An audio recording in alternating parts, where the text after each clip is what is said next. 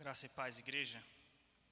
Nós iremos meditar nesta noite em Malaquias, capítulo 2, dando continuidade à exposição do livro do profeta Malaquias. Malaquias, capítulo 2.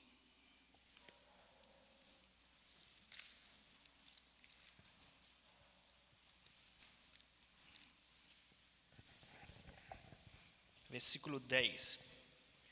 Malaquias capítulo 2, versículo 10 até o versículo 12.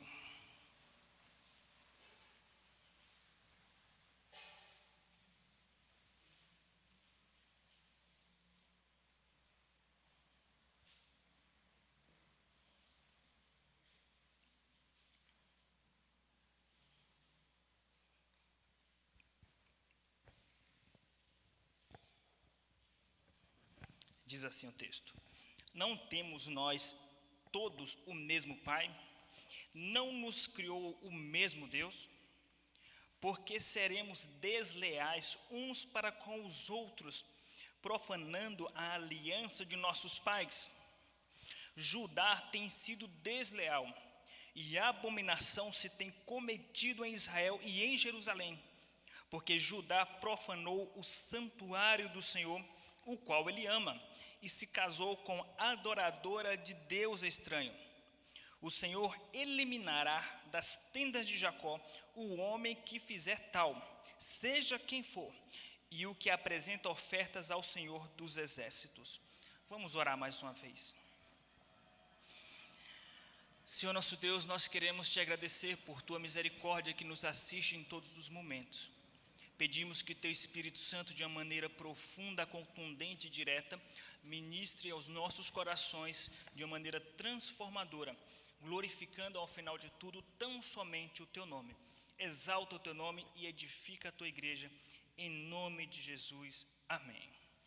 Meus queridos irmãos, é notório para toda a sociedade, especialmente para a igreja, a crise que nós estamos presenciando no que diz respeito à família, à estrutura familiar desde o seu núcleo. Tanto a família como o matrimônio têm sido constantemente atacados pelo diabo através de ordens sociais e políticas. Isso é evidente para a igreja. Mas temos percebido que não apenas o matrimônio tem sido atingido por essas ordens satânicas, mas também o caminho até o matrimônio tem sido atingido. Nós temos vivido crises nesse processo até o matrimônio. Eu estou me referindo à vida dos solteiros que são crentes, dos solteiros que estão na casa de Deus, rumo ou em direção ao casamento. Muitos solteiros crentes estão perdidos, sem saber como agir, ou como se preparar melhor, ou como encontrar a pessoa certa para o casamento e o matrimônio. Agora, o que isso tem a ver com o texto que nós estamos lendo? Meus irmãos, tem tudo a ver. Desarme-se e esteja atento à palavra de Deus neste momento, nesta noite. Não foram poucas as jovens moças que vieram me procurar em aconselhamentos dizendo: pastor, eu não consigo encontrar um rapaz crente para me casar. Está uma dificuldade tremenda, porque existem poucos homens dentro da igreja, e os poucos que existem e tem uma série de dificuldades para conseguir chegar a estes jovens, a estes meninos. E os poucos que existem, desses poucos, nem todos são crentes de fato. Veja a dificuldade, enquanto vemos também homens se queixando, dizendo: temos dificuldade de encontrar a mulher certa para mim, uma mulher crente. E qual é o resultado dessa dificuldade? Qual é a consequência dessa dificuldade que os jovens têm encontrado? Estão apelando para encontrar pessoas não crentes para se relacionar. Porque eles dizem: faltam crentes maduros. As moças dizem: faltam homens maduros na igreja. Os jovens dizem, os meninos: faltam mulheres crentes do meu perfil, do perfil que eu gostaria. É claro que diante disso existe uma escala para estes jovens. Quer dizer, a moça tem que estar dentro desta escala, tem que ser a mais bela de todas dentro do perfil estético estabelecido pelo mundo, enquanto nem o próprio jovem tem esse perfil, mas quer algo nesta altura. né? Então também tem essa dificuldade, o problema das expectativas, né? As moças, algumas, nem todas, né, mas algumas criam expectativas irreais. Homem que já esteja pronto economicamente, pronto academicamente, homem de caráter, homem crente e homem bonito, tudo num conjunto só. E os rapazes também têm uma série de exigências. Não encontrando a parceira ideal, e o tempo vai passando, né, 25 anos, 26 anos, 29 anos, 33 anos, 34 anos, 35 anos e nada de encontrar a parceira ideal. Qual é a consequência? Se relacionar com uma pessoa não crente. E obviamente o diabo ele está atento às suas necessidades e carências.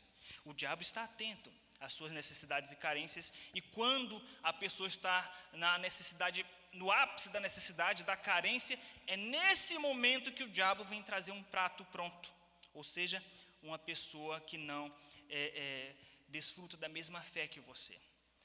Alguém diz, pastor, isso é laço? Não tenha dúvida. Mas, pastor, eu conheço casos de pessoas que depois o marido se converteu ou a esposa se converteu. Ainda assim é laço? Não tenha dúvida. Ainda assim é laço. Porque até acontecer essa conversão, o processo é doloroso. Deus tem um cuidado com a sua igreja, Deus tem uma palavra para falar para você, jovem e adolescente, nesta noite. Então, nesse sentido, esta palavra é dirigida para os adolescentes que estão aqui nesta noite. Vocês, daqui a alguns anos, vão começar a pensar em alguém para se casar, né? E os jovens que estão aqui já solteiros, estão pensando em alguém para se casar. Então, esteja atento à palavra de Deus nesta noite, porque esta palavra é para vocês. E os demais, os pais, esta palavra são para os pais saberem como orientarem seus filhos. E os demais, esta palavra é para que você tenha conteúdo para saber aconselhar alguém que esteja em crise sentimental e sendo desafiado e sendo tentado a se casar ou se relacionar com alguém que não é crente. E o que isso tem a ver com o texto? Tudo a ver. Observe o versículo 11. Judá tem sido desleal e a abominação se tem cometido em Israel e em Jerusalém, porque Judá profanou o santuário do Senhor, o qual ele ama, e se casou com a adoradora de Deus estranho. Ou seja, Deus está condenando o casamento misto que estava havendo em Israel no período de Malaquias, ano 516 a.C., período ali próximo ao período que exerceu as funções Esdras e Neemias. Esdras, capítulo 9, Neemias, capítulo 13, relata eventos em que os israelitas estavam se casando ou se casaram com mulheres de outras nações, contrariando a lei de Deus em Deuteronômio, capítulo 7, versículo 3, onde diz, não contrairás matrimônio com pessoas de outras nações, ou seja, pessoas de outra fé. Nesse sentido, então, no período do exílio, assim que os israelitas foram exilados para a Babilônia, o que aconteceu foi que os judeus começaram a se relacionar com pessoas de outras nações, pessoas de outra fé, pessoas que adoravam outros deuses. A consequência disso é que no retorno a Israel, a Jerusalém, o quadro espiritual estava um quadro caótico, tanto na questão moral, quanto na questão litúrgica, quanto na questão familiar e matrimonial. Casamento misto dentro de Israel. E a profanação era tamanha que nos cultos solenes, havia ali na presença de Deus no culto, pessoas estrangeiras, pessoas não circuncidadas, pessoas que não faziam parte do pacto, porque não eram pessoas convertidas. E essas pessoas, no Antigo Testamento, não podiam participar das assembleias solenes, porque seriam consumidas com fogo, diz a lei de Deus em Moisés. Nesse sentido, veja o que diz o versículo 12. O Senhor eliminará das tendas de Jacó o homem que faz tal. Porque não era permitido uma pessoa não crente dentro do culto do Antigo Testamento. A não ser que fosse uma pessoa estrangeira, mas convertida ao Deus de Israel. Convertida ao Deus de Israel. O que não estava acontecendo naquele período. Agora nós iremos, com base nisso, meus irmãos, nós iremos ver quais são as razões porque Deus condena o casamento misto. E quando eu me refiro a casamento misto, é casamento de crente com uma pessoa que tem um outro Deus, Deus estranho, é o que diz o versículo 11. casamento misto é o casamento entre uma pessoa crente e uma pessoa descrente. Se você está interessado em ouvir o que Deus tem para falar conosco nesta noite, então abra o seu coração. Mas se o seu coração já se fechou por causa das experiências que você já teve, por causa dos bons resultados que você já viu em alguns casamentos mistos, eu já te adianto o seguinte, que nós, os crentes, nós não vivemos com base naquilo que dá certo, mas vivemos com base naquilo que é certo. Nós fazemos o que é certo, não o que dá certo. Pastor, mas eu conheço um casamento que deu certo. Nós não vivemos com base em resultados, nós não buscamos resultados, nós buscamos caráter de Cristo. Nós queremos ter o caráter de Cristo. Deus quer obediência e não sacrifício. Deus quer obediência. Ele não está preocupado se deu certo ou se deu errado. É se você vai fazer aquilo que Deus manda. E se você tem essa preocupação em obedecer à voz de Deus, se esse é o seu alvo, então Deus tem a palavra para você. Mas se esse não é o seu objetivo, certamente esta palavra será inútil. Meus queridos irmãos, então, quais são as razões por que Deus condena o casamento misto? A primeira razão é a razão mais óbvia, porque é pecado. Versículo de número 11. Judá tem sido desleal e abominação se tem cometido em Israel. Observe as palavras que ele vai usar para casamento misto, porque no versículo 11 ele usa um recurso de linguagem do hebraico, que é o chamado de paralelismo sinonímico, ou seja, palavras que exercem o sentido de sinônimo. Então ele diz, Judá tem sido desleal, abominação tem se cometido, profanou o santuário e finalmente se casou com a adoradora de Deus estranho. Em outras palavras, o que significa se casar com a adoradora de Deus estranho? Significa ser desleal, significa abominação, significa profanação. Ou seja, é pecado. Isso deveria ser óbvio para os israelitas. Isso deveria ser óbvio, mas não estava sendo óbvio. É pecado e desagrada a Deus. E por que é pecado? Porque Deus estava cuidando do povo de Deus. Aliás, todas as leis têm o objetivo de cuidado de Deus para com o seu povo. Não é diferente desta lei. Quando Deus proíbe de se casar com uma pessoa que não é crente, Ele está protegendo seus filhos. Obviamente, algumas pessoas de maneira obtusas endurecem o coração e dizem, eu vou me casar com aquela pessoa porque ele não é crente, mas ele tem um caráter melhor do que muitos crentes. O argumento clássico, é o argumento clássico. Meus irmãos, se Deus está proibindo, Ele sabe o que está dizendo. É um cuidado dele com o seu povo. Por que é um cuidado? Porque vai haver conflitos. Se quando duas pessoas da mesma fé se casam, há conflitos. Quando dois crentes se casam, há conflitos. Você imagina mais um conflito para você administrar, que é o conflito espiritual, que é o conflito religioso. Observe que no final do versículo 11 ele diz, adoradora de Deus estranho. Enquanto no versículo 10, no início, ele diz, não temos nós o mesmo Pai, não temos nós o mesmo Criador. Ou seja, por que nós vamos buscar pessoas de outras nações para se casar? Por que nós vamos buscar pessoas que têm outros deuses para se casar? Se nós temos o mesmo Deus. Versículo 10, não temos nós todos o mesmo Pai? Não nos criou o mesmo Deus? Essa pergunta retórica soa como um apelo de Deus. Nós temos o mesmo Pai. Por que se casar com a adoradora de Deus estranho? Certamente haverá conflitos. Quando você quiser batizar seu filho, quando você quiser se envolver nos trabalhos da igreja, o seu marido não crente ou sua esposa não crente, poderá colocar limites e dizer, não, você não vai se envolver tanto assim com coisas de crentes. Meus irmãos, a incidência de insucesso é infinitamente maior do que a pouca incidência de casos que deram certo. E os casos que deram certo é porque Deus olhou com um olhar de compaixão. Mas mesmo assim, até dar certo, o processo foi doloroso. Então, nós temos que entender que é um cuidado de Deus com o seu povo. E quando se fala casar com uma pessoa que tem um Deus estranho, não necessariamente em nossos dias sejam pessoas religiosas. Um ateu, por exemplo. Mas pastor, um ateu não tem outro Deus. É claro que tem. Não existe um ser humano que não seja um adorador. Não existe um ser humano que não presta culto.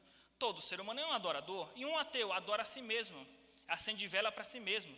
O ateu coloca uma estátua de si mesmo. Quando ele olha para a sua soberba, para a sua arrogância e diz, eu não preciso desse Deus, desses crentes. Eu não acredito nessas bobagens religiosas. Eu estou num nível muito superior, estou num nível cognitivo, num nível intelectual e racional muito superior, porque eu acredito que nós viemos num processo de um macaco, de uma ameba. Então eu estou num nível muito superior do que esses crentes que acreditam que um ser racional, lógico, criou todas as coisas. O Deus dele é ele mesmo, a sua própria razão. Isso vai trazer conflitos, é inevitável. Então nós temos que atentar para o que Deus diz. Que luz, ou que comunhão há entre luz e trevas? É o que está escrito em segunda carta de Paulo aos Coríntios, capítulo de número 6. E no versículo 16 ele diz: que comunhão há entre o santuário do Espírito Santo e o santuário dos deuses?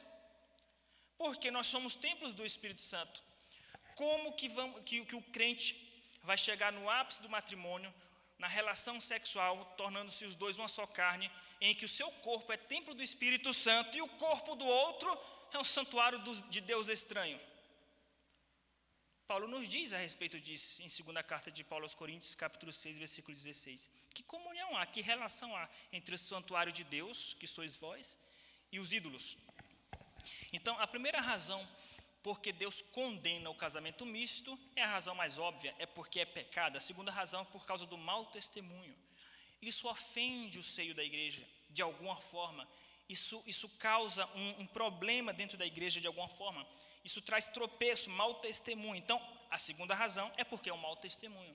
Se casar com uma pessoa não crente é um mau testemunho. Versículo de número 10. Não temos nós todos o mesmo Pai? Não nos criou o mesmo Deus? Por que seremos desleais uns para com os outros, profanando a aliança de nossos pais? E o que tem a ver a aliança dos patriarcas? Porque a aliança do matrimônio simboliza a aliança de Deus com o seu povo. Não é à toa que no Antigo Testamento é ilustrada a relação de Deus com Israel entre o esposo e a esposa.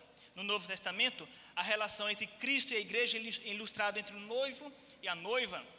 Porque o casamento, ele retrata a relação com Deus, ele retrata a aliança com Deus. Por acaso Deus fez um pacto com Deus estranho? Não, essa aliança foi com os patriarcas, que se cumpriu em Cristo e se estende para a sua noiva, a sua igreja. E nesse sentido, quando um crente se casa com um não crente, ele está sendo desleal com a sua própria comunidade. É uma maneira de dizer: eu não preciso me casar com alguém da igreja. Eu conheço pessoas de caráter muito mais nobre. Eu conheço pessoas muito mais nobres do que os crentes. Você está desprezando o seu povo. Você está sendo desleal com o seu próprio povo. Por isso que era uma ofensa para um judeu na época do Antigo Testamento se casar com alguém de outra nação. Isso era uma ofensa. Ou seja, Israel estava sendo desleal. E era algo que estava muito comum, não eram casos isolados. Estava tão comum nos dias de Malaquias que ele já generalizou, dizendo: Judá está sendo desleal, Jerusalém está cometendo profanação, Israel está cometendo profanação, casando com a adoradora de Deus estranho. Já era algo que era muito comum. O versículo 8, Deus traz uma reprovação para os sacerdotes no que diz respeito a tropeço. Mas vós tendes desviado do caminho por vossa instrução, tendes feito tropeçar a muitos. No que diz respeito ao casamento, isso traz um tropeço para Israel. Casamento misto traz um tropeço para a igreja. Inclusive para os mais novos. Quando um jovem começa a namorar com uma pessoa não crente, isso é um mau testemunho, inclusive para os adolescentes. Os adolescentes olham para os jovens da UMP como exemplo. Olham como exemplo e de repente percebe que pessoas mais antigas da igreja estão namorando ou indo para um casamento misto. Isso vai influenciar a vida dos adolescentes. Isso é uma maneira de ser desleal com a igreja, desleal com a comunidade. Pastor, o senhor está bravo? Não, eu só estou repetindo o que está escrito. Tem pessoas que acham que é um desabafo. Não, meus irmãos, estamos aqui para falar o que Deus manda na palavra. Então, não ouça como vindo do pastor, é vindo de Deus. Não seja como Samuel, na sua imaturidade, que achou que era Eli que estava falando com ele, quando Eli disse: não, Samuel, é o Senhor que está falando, é a palavra que está falando. Meus irmãos, a primeira razão porque Deus ele condena o casamento misto, a razão óbvia é porque é pecado. A segunda razão porque é um mau testemunho. A terceira razão é porque é uma profanação. O casamento misto é uma profanação diante de Deus. Profana a aliança e profana o santuário. Aliança, versículo 10. Não temos nós todos o mesmo Pai? Não nos criou o mesmo Deus? Por que seremos desleais uns para com os outros, profanando a aliança de nossos pais? Como eu falei, a aliança do casamento reflete a aliança com Deus. Logo, se casar com uma pessoa não crente, isso é uma profanação a essa aliança. Mas não somente a aliança, mas ao santuário, versículo 11. Judá tem sido desleal, e a abominação se tem cometido em Israel e em Jerusalém. Porque Judá profanou o santuário do Senhor, o qual ele ama, e se casou com a adoradora de Deus estranho. Por quê? Porque a partir do momento que eles se casavam com uma pessoa que não era crente, e eles iam cultuar com essa pessoa em Israel, eles estavam infringindo outra lei. Porque não era permitido pessoas incircuncisas de coração ou incircuncisas de carne estarem nas assembleias solenes. Por isso que no versículo 12, Deus diz que iria eliminar quem estava fazendo tal coisa. Mas trazendo para os nossos dias, pastor, então quer dizer que eu não posso trazer o meu namorado ou meu noivo não crente para o culto?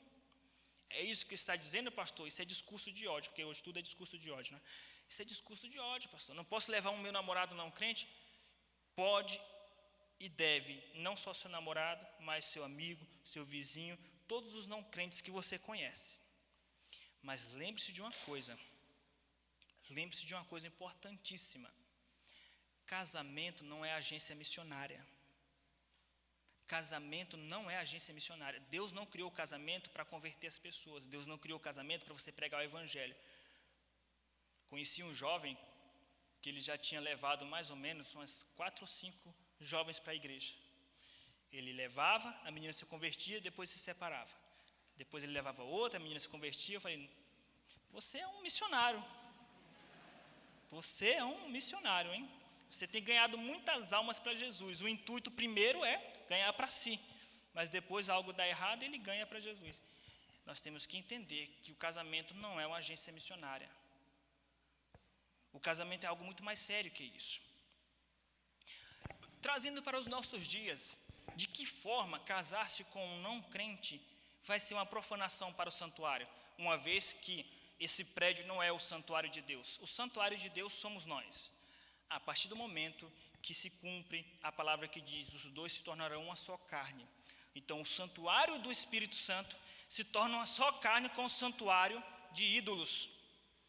É o que Paulo fala em 2 Coríntios 6,14 até o versículo de número 16. Que comunhão há entre o santuário do Espírito, que sois vós, e os ídolos? Então, é uma profanação e por isso é algo muito grave. As pessoas tratam o assunto de casamento misto com uma leviandade, como algo assim banal. Tornou-se banal, talvez pela escassez de solteiros para as meninas e a escassez de solteiros que os meninos esperam.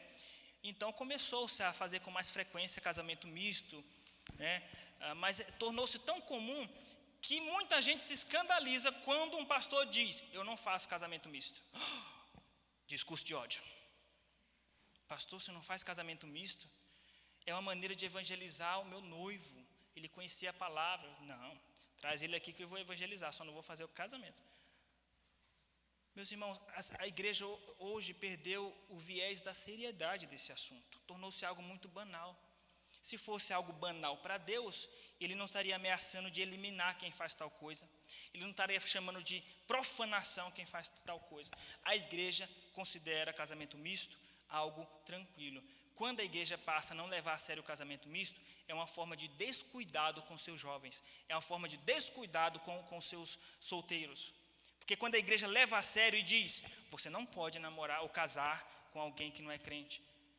Por mais que a pessoa se ofenda, mas ela vai entender depois que foi uma forma de cuidado com a sua alma. Então, repetindo, não é porque algum caso deu certo que nós vamos fazer, porque o cristão ele rege a sua vida pelo que é certo, não pelo que dá certo. Algumas vezes o que é certo dá certo, glória a Deus por isso. Meus irmãos, primeiro lugar, primeira razão porque Deus condena o casamento misto, porque é pecado. Segundo lugar, porque é um mau testemunho. Terceiro lugar, porque é uma profanação. E quarto e último lugar, porque traz o juízo de Deus.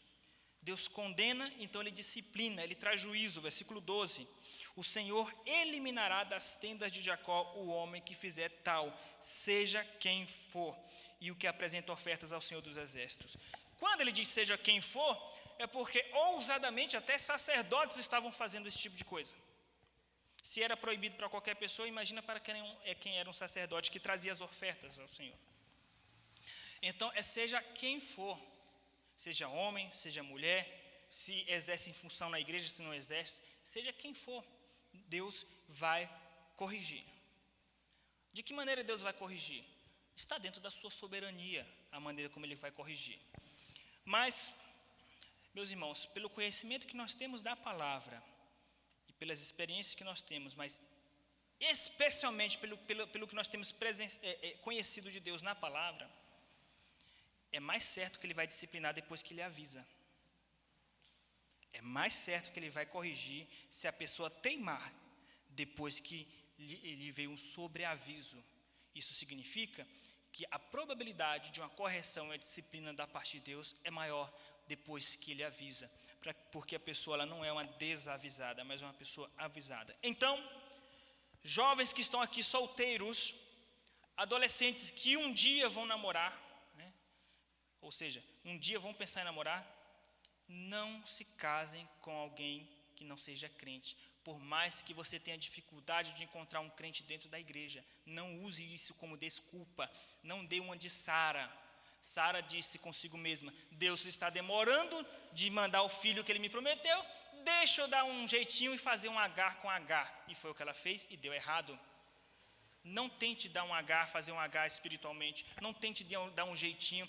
Mas pastor, é uma pessoa que tem um caráter ímpar, que tem um caráter... Amém, tem um caráter excepcional, fale de Jesus para ele, mas não se case enquanto ele não se converter de fato, ou dar frutos de um novo nascimento. Esta é a palavra de Deus aos nossos corações, meus irmãos. Salientamos...